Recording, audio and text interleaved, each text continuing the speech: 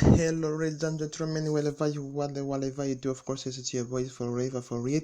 Mtoto kutoka Jerusalem, king of Sheba, just Rwanda, the one only kama kawaida. Kiev is ensemble right now, micro. Guys, reka nangire mbasuhuza ku merere hose waba iburasirazuba, iburengerazuba, amajyaruguru, amajyepfo ndetse n'umujyi wa Kigali, no kubagiwe kandi nawe uri muri diaspora. Guys, ngira ngo uyu munsi ntago ari vibes cyangwa se ntago ari show nkuko nkunda kubabwira, kubera ko ari inkuru y'incamugongo iri kuvugwaho cyane yaba mu mujyi wa Kigali ndetse no hanze yawo ndetse no hanze y'u Rwanda, ko umuhanzi twese twakundaga cyane Burabyo Yvan cyangwa se Yvan Buravan yitabye Imana kuri uyu wa gatatu mu rukerera ahagana saa sita n'igice, ubwo ni tariki ya 17 z'ukwa munani umwaka wa 2022. Ngira ngo murabizi cyane ko no muhanzi yari amaze iminsi arwaye, ubwo byajyaga binahwiswa ko ngo ashobora kuba yitabye Imana, ariko bikanyomozwa cyane na management ye ivuga ko ibyo bintu ari bihuha. Ngira ngo byaje kurangira bibaye umunsi. Nkuko nari mbivuzeho gatoya nyuma gato, murabizi ko yari amaze iminsi arwaye, akaba yaragiye kwivuriza mu gihugu cy'Ubuhinde, ubwo batubwiye ko ngo yari arwaye indwara ya pancreatic cancer. Ubwo urumva ni kanseri yurura hafi aho ngaho, kubera ko pancreas ni akantu gaproducinga pancreatic juice kugira ngo zibashe gufasha mu igogora hafi aho ngaho. Urumva ko bifitanye isano cyane. Ngira ngo ni inkuru y'incamugongo ku muhanzi twakundaga twese Yvan Buravan, ubwo yari yagiye kwivuriza mu gihugu cy'Ubuhinde, kandi murabizi cyane ko no mu minsi yashize habaye misa yo gusabira uyu muhanzi, ikabera kuri Saint Dominique mu Kacyiru, aho yahoze asengera muri paruwasi ya Saint Dominique, aho yahoze asengera.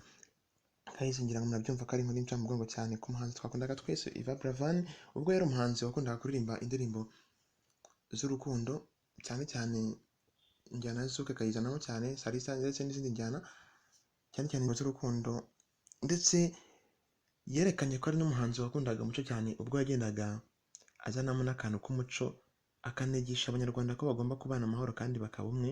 Ngira ngo izo ni inama z'umuhanzi twakundaga cyane Yvan Buravan, tutanakwibagirwa yaba kuva uyu munsi kugeza isi irangiye.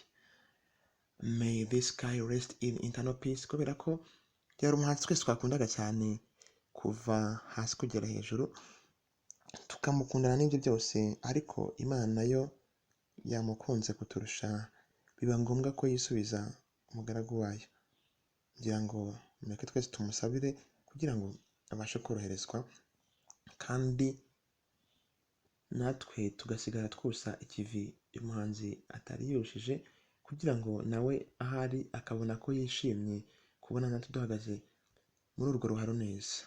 Guys, uyu munsi ntabwo mfite byinshi byo kuvuga, kubera ko murabyumva ko ari inkuru y'incamugongo. Gusa icyo twavuga, Imana imwakire mu bayo, turamusabira cyane kubera ko twamukundaga, kandi tukasigara twihanganisha umuryango wa Yvan Buravan.